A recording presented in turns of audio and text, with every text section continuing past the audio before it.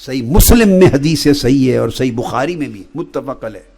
ایک حدیث میں آقا علیہ السلام نے فرمایا کہ ایک شخص نے گناہ کا ارادہ کیا، من ہم بسیئۃ، گناہ کا ارادہ کیا، ولم یفعل بہا ولم یعمل بہا، گناہ کی نیت ارادہ کر لیا اور پھر چھوڑ دیا گناہ جان بوجھ کر.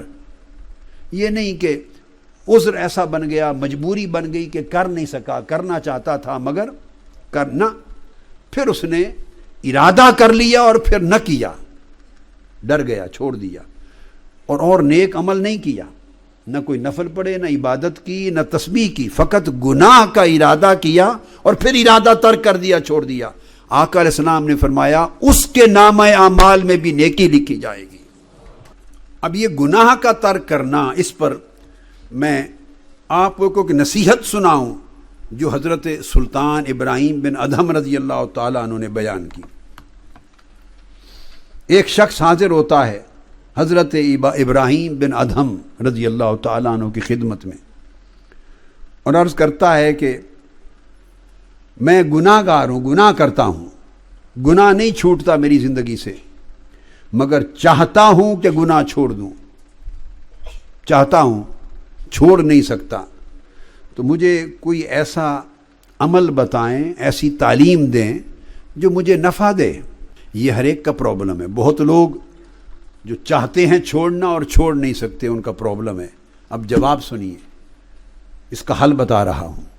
سیدنا سلطان ابراہیم ادہم رضی اللہ تعالیٰ عنہ، انہوں نے جواب دیا کہ بیٹے میں 5 طریقے آپ کو بتاتا ہوں، 5 وظیفے دیتا ہوں، ان میں سے کسی ایک پر عمل کر لے تو گناہ چھوٹ جائے گا. پہلا نسخہ تو یہ ہے کہ اگر تو گناہ کا ارادہ کرنا چاہے تو پھر گناہ کر، مگر اتنا حیا کر چونکہ اللہ کی نافرمانی کر رہا ہے اس کا رزق کھانا چھوڑ دے. اس کا رزق کھانا، کہ کتنی بڑی بے حیائی ہوگی کہ کھائے بھی اسی کا اور غرائے بھی اسی کو، کھائے بھی اسی کا اور نافرمانی اور سرکشی اور بغاوت بھی اسی کے حکم کی کرے، پھر گناہ کر، جی بھر کے کر، مگر اس کا رزق نہ کھا. اس نے سوال کیا فَمِنْ أَيْنَ آكُلُ، پھر میں کہاں سے کھاؤں، پھر میں کہاں سے کھاؤں. وَكُلُّ مَا فِي الْأَرْضِ مِنْ رِزْقِهِ، زمین میں کائنات میں جو کچھ ہے وہ اسی کا رزق ہے. تو حضرت ابراہیم بن ادہم نے فرمایا کہ بندے پھر اتنا حیا تو کر کہ جو تجھے صبح و شام رزق دیتا ہے تو اسی کی بغاوت کرتا ہے، اس کی رزق کا ہی حیا کر لے. قال لا، اس نے کہا مشکل ہے. دوسرا وظیفہ، نسخہ بتائیے. فرمایا پھر دوسرا وظیفہ یہ ہے کہ جب گناہ کا تیرا ارادہ بنے، بدکاری کا، معصیت کاری کا، حرام کاری کا، نافرمانی کا جب ارادہ بنے تو پھر تو گناہ کر، جی بھر کے کر، مگر اللہ کی زمین میں کسی اس کے شہر میں نہ رہ، اس کے ملک سے باہر جا کے کر. انہوں نے کہا کہ اور وظیفہ بتائیں.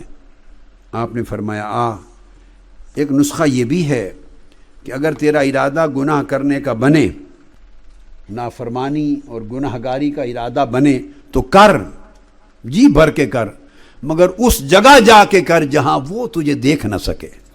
تو فرمایا اتنا حیا تو کر کہ تو گناہ کر رہا ہے جانتے ہوئے کہ وہ تجھے دیکھ رہا ہے، جانتے ہوئے کہ وہ تجھے دیکھ رہا ہے.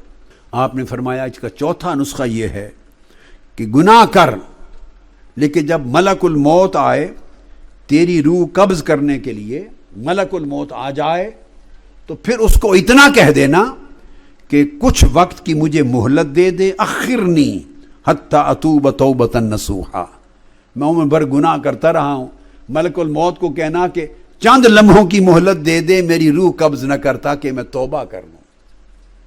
تو فرمایا جب تجھے اس بات پہ قدرت نہیں کہ ایک لمحے کی مہلت مل سکے توبہ کرنے کی اور کچھ نیک عمل کرنے کی، تو پھر اندازہ کرتے تیری نجات کیسے ہوگی، خلاصی کیسے ہوگی.